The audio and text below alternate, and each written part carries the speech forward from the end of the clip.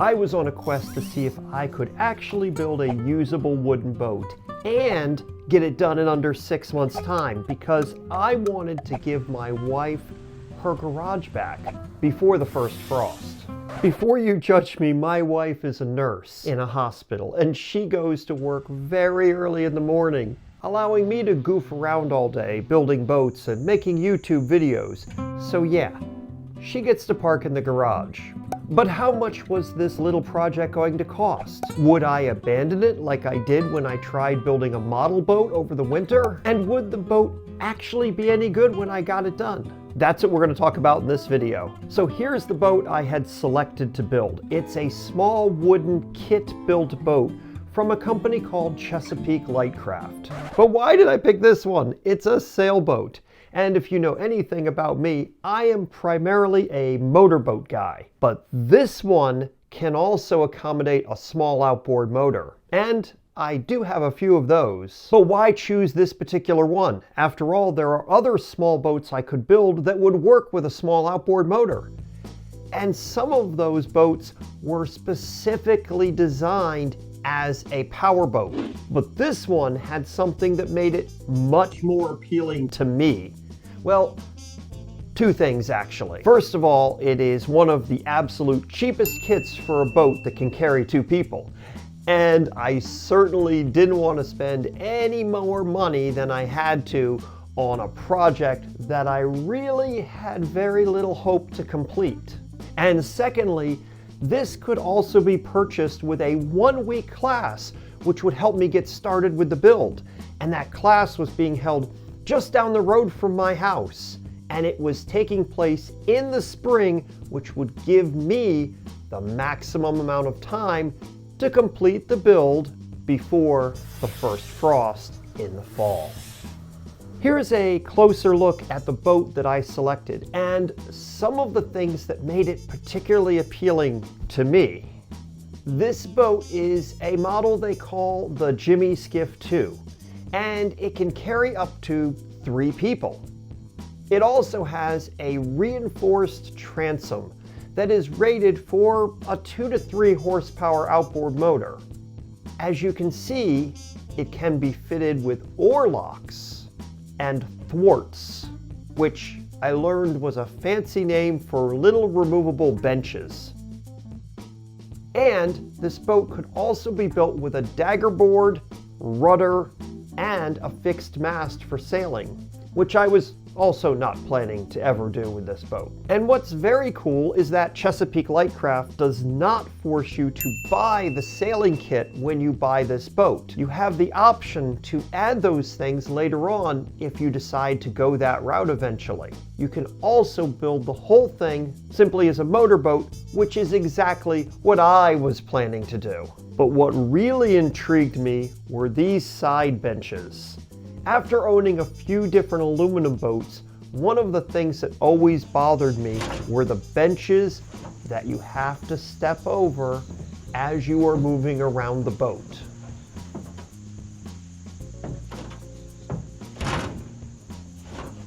And because I'm not a young man anymore, and not as agile as I used to be, well, to be honest, I'm actually kind of a klutz. So I don't finish projects, and I'm a klutz. So maybe this isn't such a good idea for someone like me. But the Jimmy Skiff II doesn't have any benches to step over. These could probably be used as storage, which is even cooler. And that empty space in the front of the boat, that could be used as storage too. Also, if I didn't mention it before, this build is considered a beginner level build, which should take about 120 hours to complete. Those two things were also a big part of my decision-making process, because the bigger and more capable peeler skiff would cost almost $1,800 more for the kit and take 80 hours more to build. And there were no classes being held to help me get started if I chose to build the peeler skiff. And remember the class I mentioned? Well, the class was sponsored by Wooden Boat School, who are located in Maine, but this class was actually being held in Annapolis at Chesapeake Light Craft, which is literally about 30 minutes drive from my house. Apparently, they don't always have a Jimmy Skiff II class in the spring, and each year they only offer a few classes in different areas of the country, which means that the stars actually aligned for me to give this project a try. Now, what I really like about the idea of building the boat in a class was that it was a 1 week long, intense class where I would be building my boat alongside other people building the exact same boat as me.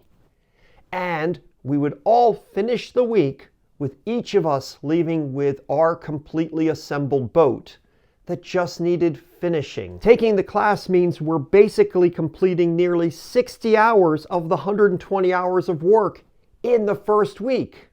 Now, this sounded perfect for someone like me because I could surely finish the rest of that work in my garage within 6 months' time, or so I thought. The reality was that I did leave the 1 week class with a boat that was fully assembled and glassed. We worked very hard that week, and our instructor made sure that our boats were straight and true. I was the only person in the class who actually lived in Maryland, but we all exchanged contact information to keep in touch as we completed our builds. And heck, that could be motivating in itself as well. But I'm not going to lie, that week was a lot of hard work. Very fun, but it was long days, and we got a lot more accomplished in that week than a person working by themselves at home, because our instructor prepped a lot for us before we came in, and we always had a second set of hands when we needed it. There were even some steps where 6 of us worked together as a team to get things done more quickly, efficiently, and easily. I know for a fact that I wouldn't have gotten anywhere close to that much accomplished if I was trying to do all of that at home by myself.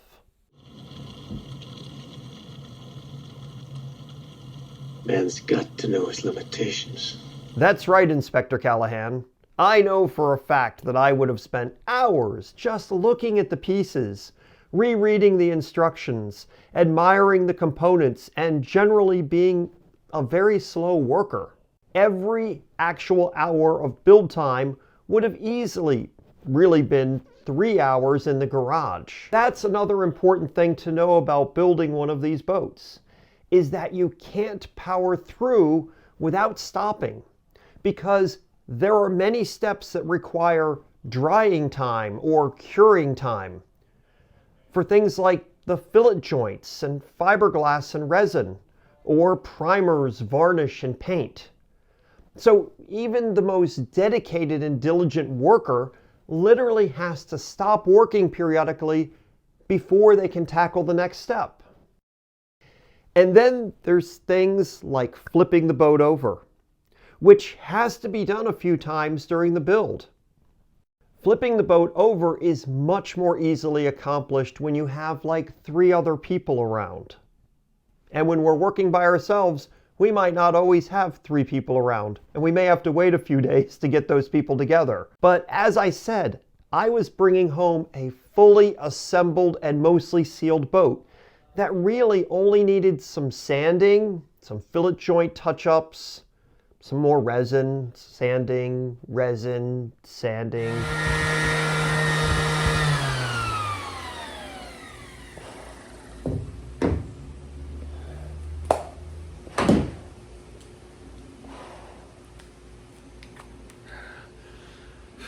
I'm just glad I waited until the hottest days of the summer before I started trying to sand this, because it'd be a lot less fun if I did it when the weather was nice and it wasn't 95 degrees out with a whole lot of humidity. You know, but that's all right. It's coming along. Priming, sanding, painting, varnishing, and any other finish work that I would choose to do to the boat. So even if I worked a little slow, or spent a little extra time on some steps, I was probably looking at like 80 hours of labor to have the boat completely finished. The class wrapped up in the middle of April, and we usually didn't get a frost until the middle of October at the earliest. So I had a full 6 months to complete 80 hours of work. Because remember, the goal was to have the boat out of the garage so my wife could park her car in the garage before the first frost. No problem. I rationalized it like this. 80 hours over 6 months. That meant if I only could work on the boat 14 hours each month, I would still get it done in time. 14 hours a month is only 3.5 hours a week. So if I got sick or I was on vacation for a week, I would just need to make up 3.5 hours in the next week. And with my schedule and being out of the weather completely by being in the garage, I was quite certain that was going to be very doable. But the reality is, having 6 whole months to get what was really only 2 full weeks of work completed meant that the procrastinator in me was slower getting started with work. And I took more than a few weeks off from working on the boat. Sometimes I just didn't feel like it. Sometimes it was too hot outside. Sometimes life got in the way. And next thing I knew, it was closing in on October and the boat wasn't done. I also hadn't budgeted for spending time working out modifications and pondering what areas would be painted and which ones would be varnished, and doing things like struggling with where to draw the line between this is good enough and striving for perfection. That's where you look at a run in the resin or in the paint and decide whether it needs to be sanded out and completely redone. It's kind of hard work, but it's worth it because it's going to make the boat look good. And those decisions can be super easy for some people, and those decisions can also be crippling for other people, creating a cycle where that person is reworking an area a few times just to make it perfect for nobody else in the world to ever notice. Luckily for me, as my self-imposed deadline came and went, the cold weather was not in a hurry to come to my area that year. And with the weather being less hot, I was able to get much more work completed in late September and October than I had accomplished in July and August when it was really hot. And of course, my wife wasn't actually concerned because, well, I also had a backup plan ready. My backup plan was that if her windows needed to be scraped before the boat was out of the garage, I would go out there at 6 a.m. and do it for her. But it never actually came to that because I did get the boat finished before the first frost at our house. Oh, and those benches that I thought would make for good storage, when I was in the class building the boat, I learned that they are structural and completely filled with flotation foam to keep the boat from sinking. And the bow compartment, well, that's supposed to be that way too. But because this is my boat, I chose to make that bow compartment a storage compartment, and I honestly don't regret that decision at all. So here it is 1 year later, and I'll share with you some of the things that I learned along the way. First of all, Chesapeake Light Craft makes an amazing kit, and the build requires very few tools. It's mostly just labor. Secondly, the difference between building this kit and many of the other kits basically comes down to the amount of surfaces, the amount of fillet joints and sanding that needs to be done. A more complicated boat has more corners and surfaces. Third, this boat exceeded my expectations, and it performs as intended. I've even run it with larger motors than it's rated for. This is a Momentum M10. The 10 is 10 kilowatts. On this little skiff, this thing flies. So it's got this cool red button on it. So we're gonna run it right now. So We're going 6-7 knots. You might think that's max throttle, but no, you push in the button and it's got a whole new world that opens up. That's crazy. That's too much for this little boat. And it's holding up perfectly well. For the most part, I am happy with my work and my choices of color and finish. It's not perfect, but I build this boat to use, not to be a museum piece or a show winner. And quite honestly, most of you probably wouldn't be able to find any of the flaws with this boat. Fourth, the total cost after paying for the kit, the class, supplies, and materials, and accessories was under $4,000. But I actually have a much nicer looking boat than what I could buy new for that money. And the fifth thing that I learned is that I probably won't ever do this again. Unless there were to be some real incentive for me to do it. Like if I was doing it as a complete project with other people all through the process. The fact that it took me over 7 months to complete what really should have been 60 to 80 hours worth of work, when I had a good indoor space to work, says it all. So my question to you is, do you plan to build a boat someday? Did I provide any insight that might help you make a decision? I hope so, because I think there are a lot of unfinished boat projects out there. And I'd hate for you to be one of those people to add to that collection of unfinished boat projects. We each need to know our limitations in terms of our motivation and ability to follow through with a project.